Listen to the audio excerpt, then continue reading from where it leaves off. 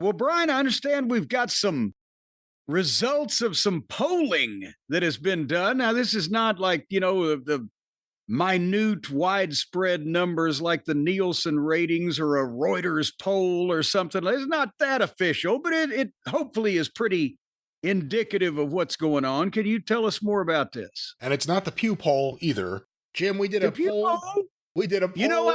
I was one time a pupil We did a of the Pew poll. I studied it very. All right, never we mind. did a poll for the Cult of Cornette Facebook group because I was very interested to hear what the results would be. And we got 848 votes for the question, have you already downloaded and signed up for the ESPN app? Aha!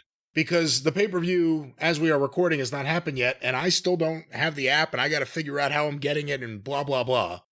And just an update for you to know that Stacy has assured me that we have the capability. We can rebuild him. We have the capability, and she has found now, because like a week ago when she looked, the WWE logo was not even on this fucking thing. But now the WWE logo is on there. So now the final step is to somehow install it on the TV in the TV room where that I can get to it. But that's where we are. Well, again, 848 respondents to this poll, where there were 4 options. Have you already downloaded and signed up for the app? Yes, no, I don't plan to, or I'm waiting for a PLE I care about. That got 1%. I'm waiting for a PLE I care about. 1%, meaning 1%. 13 votes for that. Okay. 14% voted yes. They have already downloaded and signed up for the app. That's 114 votes. Okay.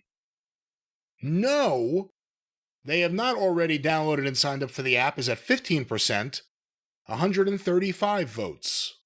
Okay. And finally, 70% for I don't plan to, 588 votes. Good Lord. It is not a popular move, it doesn't look like, to this thingamajig, a thingamabob that they've come up with now. That is so 588, did you say, out of 800 and what? It was, 588, 70% out of 848 votes. So, I mean, is our audience skewed because they've just had all they can stands and they can't stands no more? They're not the really rabid people that are going to sit down and just follow this thing wherever it goes? Or do you think this is indicative of the mainstream population, Brian? I don't know. At a minimal, it's a microcosm of a chunk of the wrestling audience. That's why I put the option I'm waiting for a PLE I care about, because I could see someone saying, I'm not going to do it for this, but Royal Rumble or WrestleMania, absolutely, I have to. I have my friends over, whatever the argument is. Yeah. But I don't plan to. Not even no, I haven't downloaded it yet. I don't plan to. I think that says something, and, big matches, big stars, big promos can change things. We've seen that happen. It causes rejection to change. But the fact that this percentage of this voting body, you would have to guess, is a little bit disgusted if their answer is, I don't plan to. Yeah. And again, it's something else that you have to keep up with now. They're making it so difficult just for people to remember where they need to go to watch the thing they want to watch. It's not even, in a lot of cases, with some people, the cost is just the goddamn inconvenience. Or, just, I don't want to keep track of all this shit. Yeah, and looking through some of the comments here, a lot of them, the ones that are positive, are typically the ones, I have Hulu Live, so I already have it, said one person. I already have it through a bundle. I have different means to watch, whatever that means. That's another person here. I'll catch the highlights on YouTube. Here's one. I'll give his name, Jim Johnston. I don't think it's the famous one. I have wished TKO the best in their future endeavors. Wow. Not a penny more from me. I'll buy bootleg belts and shirts if I want any classic merchandise, but as far as I'm concerned, the wrestling company I grew up with went out of business the day after Mania last year. Jeez. That's what I'm All curious. How right. many people have that kind of attitude that this is not my WWE? Not that you're approving of Vince or anything, but based more on the corporate actions and the prices. This is not my WWE anymore. That's very interesting. Yeah, it's just, I think there was still a connection in a lot of people's minds. Vince was a part of it, but wasn't all of it. But the fact that the McMahon family and that it was still in somewhat similar control, that I think that the fans still viewed it as okay. It's gotten bigger, but it's still wrestling and it's wrestling people, and we're wrestling fans, and it's still something we can do with the kids or just, with the friends or whoever you go with, even go to a pay per view. Yeah, we could do that. Now it's a goddamn multi-billion-dollar conglomerate cash grab that's selling to the Saudis and they're selling out to Kansas City. They're selling to anybody that'll give them money, and they're taking as much of yours as possible. And it's working with a lot of people, but a lot of people are not real happy about it. And that's the people that know especially what it was like a few years ago when, to be quite honest, the product is hotter now for doing less than ever. And it's great for the boys, for the talent. It's great for everybody. But there's been points in time where they were getting better shows for a lot less money. And they're the ones that like I said, it was still the connection to the old days of wrestling also, where they didn't expect this thing to be this big and cost this much and be this obvious. Does that make any sense? Yeah, it does. And again, it's a changing world, a changing environment for both television and wrestling.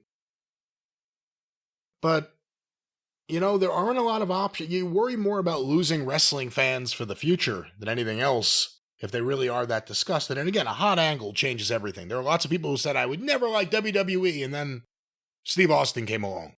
Things happen.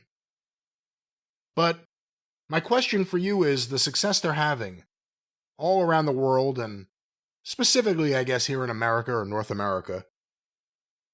Do you think it's because of the product they're producing right now, or are they riding the wave still of how hot things were a year and a half ago, 2 years ago? Oh, no. Well, I mean, it's a little bit of combination of both. Once you get those people, you have to really fuck up bad to run them off. And it's new markets, and it's their, again, almost unlimited reach now as far as publicity and sponsorships and packages. It see what a lot of people about running the live event don't realize is if the goddamn city of Bug Tussle, insert city here, is paying you to come to bring this entertainment event, you don't have to go out and beat the bushes for publicity anymore. You don't have to pay through the teeth for a newspaper ad. That's built in. You got the keys to the city. Yeah, I actually just saw Nick Khan did an interview where he said, they have to put up posters around the city. The city has to do all these things to get them. Yeah, and the television shows that they represent the stars of, and that they can get the cross-pollination of their talent on to promote the things and everything. To answer your question, which I can't even remember at this point how you phrased it, but it's a combination of both of those things that they're not only riding a wave of how hot things were a couple of years ago, whatever, but they're expanding the ways that they can promote and publicize and get the word out. And it's become a thing, and they have to do less because the new people they're bringing in don't know that they're just standing there and watching fucking people talk to them for hundreds of dollars. They never saw a 2-hour wrestling show where there was goddamn mayhem and chaos, and then thank you for coming. We'll see you next week. So they don't have anything to compare it to. But here's one thing about their financial attitude toward, well, Vince was pricing for the families and they're just coming out and admitting it, blah, blah, blah.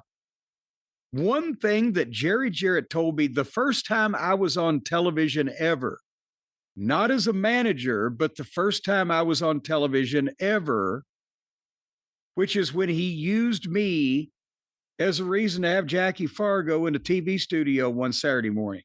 You know this, right? Yeah. When I presented him with the award? Yeah, for Wrestler of the Decade. Yes. In what, 81? Because I was doing the Championship Wrestling magazine, and Jerry Jarrett had me come down to present Fargo with the Wrestler of the Decade award, and then later on, Dream Machine was going to turn back heel, and Fargo's and all this other shit was going to go on, but it was a reason for him to be there. And he wanted me to introduce Fargo, and I said something about, should I say he's like the biggest box office attraction? He said, no. And think about that. Jerry Jarrett, for all everybody says about him that basically didn't like him because he didn't pay him very well, he had a master of the simplest terms of wrestling psychology. He said, don't say anything about how much he drew at the box office. Say he was the most popular, or say the fans loved him. But don't talk about how much money he drew, because then that reminds the fans that they paid a lot of money to see him. The heels brag about how much money they make from the wrestling promoter. The baby faces never mention the money they make. It's the championships they win. Think about that. That's brilliant. Yeah. He didn't want to remind, though. He wanted the people to be reminded how much they loved Jackie Fargo and how much he meant to them, not how much they paid to see him. I don't know why it reminds me of it, because it's not a straight line, but his insistence that the Rock and Roll Express's music, Rock and Roll is King by ELO, be edited to take out the line about the land of fantasy. I guess he was really big on just words or thoughts or concepts like that triggering the wrong thought in the fan. Yes, he knew that it was all subliminal shit that had an effect on you over a period of time. Unless it was just the worst thing you ever saw, it wasn't going to kill something instantly. But even the best thing that you ever saw could be diminished by little subliminal things over time that make you think negatively about it. So the line in the song was, come along with me to a land of make-believe. Whamma-lamma-bamma, rock and roll is king.